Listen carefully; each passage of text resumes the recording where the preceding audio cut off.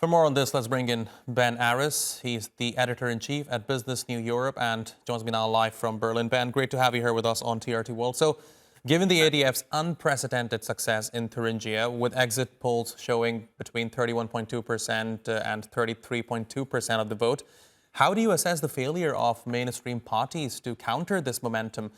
Does this reflect a broader failure of German politics to address the concerns of voters in the former East, or does it perhaps indicate a dangerous shift towards extremist ideologies?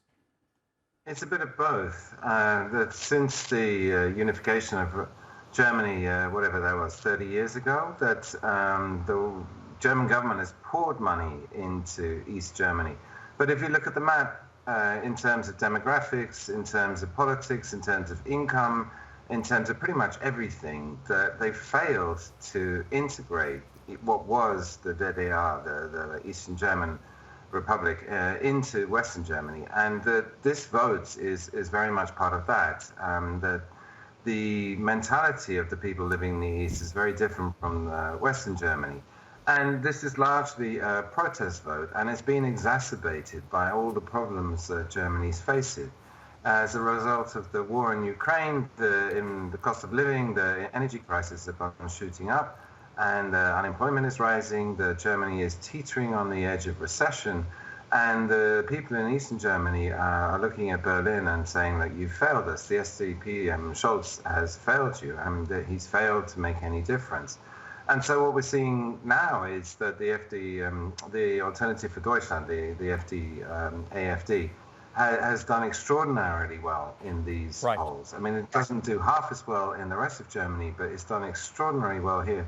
And it's both a protest vote and the right-wing message, which is not just in Germany, but it's across Europe. I mean, Le Pen in France, the recent European Parliament returned a lot of right-wing people. And so it's part of a wider trend as well.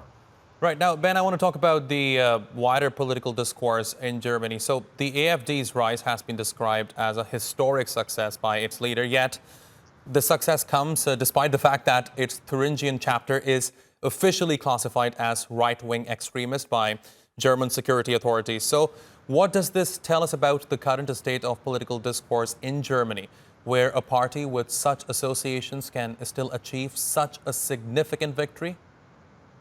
Indeed. I mean, the leader, Björn Höcke, I mean, he's been convicted twice of hate speech and glorifying Nazis and using Nazi rhetoric in his speeches. And if you know anything about Germany, this nie wieder, this since the war, this like, let's not go back to this Nazi ideology is really strong. And to see someone openly using Nazi methods, using Nazi propaganda, is pretty shocking.